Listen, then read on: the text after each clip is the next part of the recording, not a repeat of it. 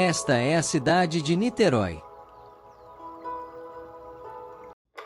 E esse é Fred, morador da cidade, roqueiro e vocalista da banda Arquivo Distorcido, que terminou uma sessão de fotos e agora está contando para a produção a história da banda.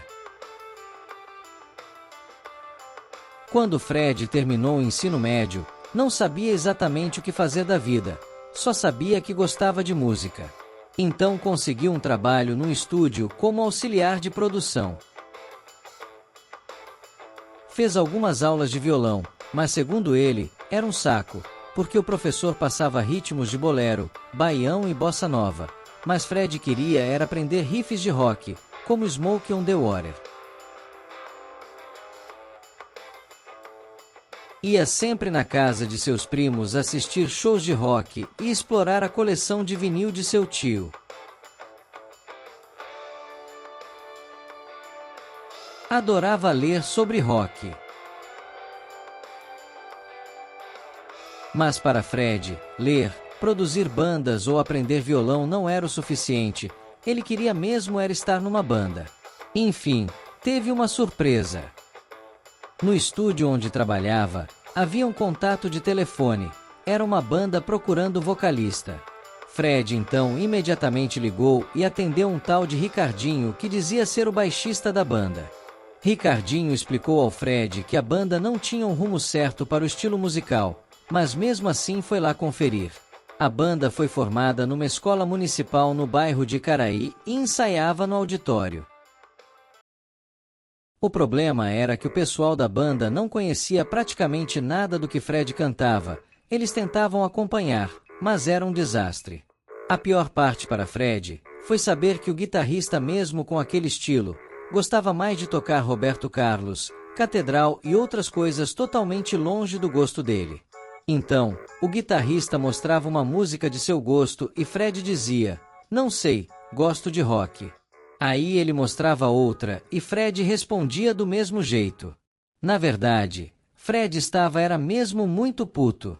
Achou o cara cafona demais. Mas Fred insistiu perguntando se ele tocava Legião Urbana, então ele puxou a canção Ainda é Cedo, música fácil em 3 acordes. Fred sempre adorou cantar a canção e a banda até que estava em sintonia, mas para Fred faltava algo, ele queria mesmo era mais peso no som. E infelizmente o tempo de ensaio no auditório estava acabando. No dia seguinte, Fred ligou para Ricardinho e ficaram um bom tempo conversando. Fred dizia que o baterista e o guitarrista precisavam ter mais atitudes e colocarem mais peso no som. Afinal era uma banda de rock. Ricardinho só concordava, ainda não tinha muita opinião, então estava praticamente nas mãos de Fred.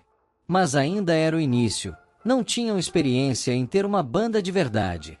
Fred então passou o nome de algumas bandas para a galera pesquisar e ouvir no YouTube, como por exemplo, Nirvana, Ramones, Raimundos e outras, para captarem o som que ele queria. No segundo ensaio, antes de começarem a tocar, Fred trocou uma ideia só para ver se a galera tinha captado a mensagem. Mas o ensaio não teve progresso. Fred estava achando tudo uma merda. O baterista e guitarrista sem pressão nenhuma, só Ricardinho que estava começando a entender o ritmo da coisa. Resultado, mais um ensaio sem peso de rock. Mas para surpresa de Fred, Ricardinho liga para ele horas depois do ensaio dizendo que o guitarrista pulou fora. Para Fred estava sendo um alívio. O problema é que eles não tinham mais um guitarrista. Mas como Fred sabia tocar com as lições que teve de violão, podia quebrar o galho. Ricardinho resolveu o problema dizendo que tinha uma velha guitarra em casa, melhor do que nada. No dia do ensaio, Fred plugou a guitarra numa antiga caixa da marca Watson e aumentou o volume para deixar com tonalidade bem próxima de um som pesado. O resultado para ele foi satisfatório. Conseguiram tocar músicas mais pesadas como Que País é Esse?, Polícia e Blitzkrieg Bop. O som começou a fluir tanto que Fred levou seus companheiros para ensaiar no estúdio que trabalhava, para utilizarem equipamentos profissionais e acústica melhor, já que o auditório não tinha uma estrutura ideal. Mas novamente mais um soldado abandona seu posto. Ricardinho liga para Fred, dizendo que o baterista não quis continuar. Isso não desanimou ele, antes cedo do que tarde, então resolveu correr atrás de outro. Pegou alguns contatos de bateristas em um site especializado, mas infelizmente nenhum estava disponível. De repente, Fred escuta um som de bateria onde morava. Resolveu tomar um café e esperar novamente. Sim, um baterista morava ali.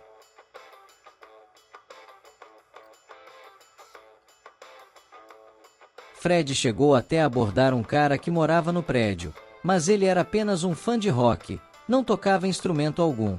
Pelo menos gerou uma boa conversa sobre rock. Foi até bom para Fred esfriar a cabeça e relaxar também com amigos bebendo uma cerveja no posto perto de sua casa.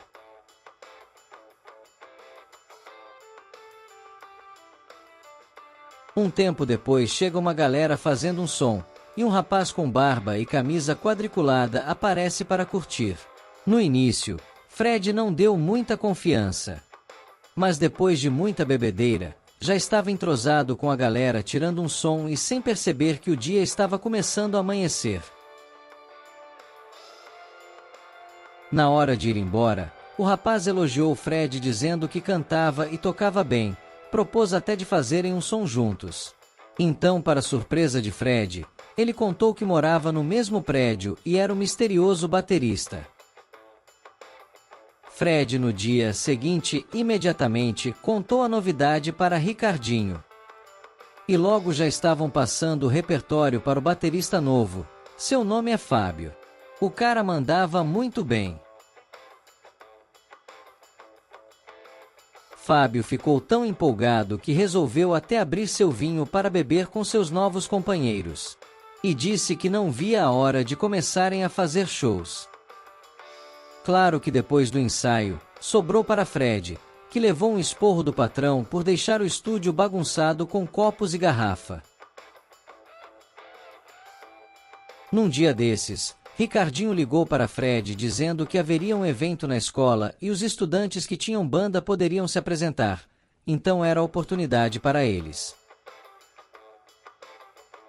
A banda de abertura tinha uma estrutura grande com até teclado. Tocavam um repertório sofisticado como os Novos Baianos, os Mutantes, Pink Floyd e por aí vai. Foram bastante aplaudidos no final. Fred achou que eles queriam tocar primeiro só para esculachar sua banda.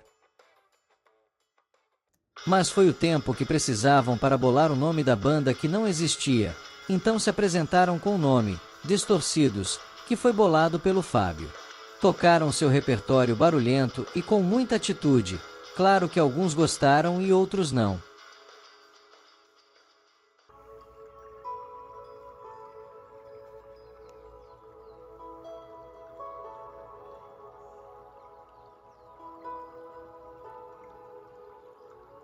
Depois da realização do show, a banda ficou feliz e empolgada. Dias depois, Fred estava na internet procurando um guitarrista. O interessado era um mineiro de Belo Horizonte que estava morando no Rio de Janeiro. O cara tinha influência do blues rock. Fred achou perfeito e parecia a pessoa certa.